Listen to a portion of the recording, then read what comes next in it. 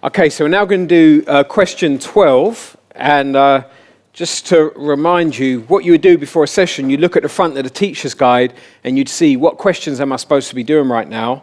So someone tell me, in this session, what questions are we supposed to be doing? 10 to 17. 10 to 17, thank you. Session 4, questions 10 to 17. That's kind of the sort of guideline of, now I know someone's already like, well, that's a lot of questions, but these sin ones we normally get through quite quickly with people, up to 17. So we're going to do question 12 now, and what I'm going to do, I'm going to let Shane have a go, taking us through the question. This is what I'm going to be doing with people, is like saying, okay, you take us through the next one now. So Shane, please take us through question 12. Right guys, what I'm going to do, I'm going to read out the question, and can one of you guys just say the answer back to me, because that's how I usually do it in Catechism. So if I start reading out the answer, I'll probably get a bit thrown. So, what is the punishment for sin?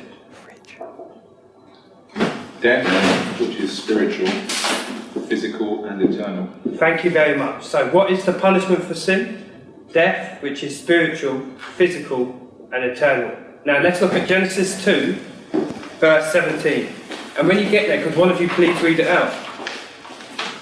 That's Genesis 2, verse 17. So, what did God say the consequences for disobeying him would be? Death. Death, yeah? Death. So right, what is the punishment for sin? Death, which is spiritual, physical and eternal. Now guys, let's turn to Romans 6, verse 23.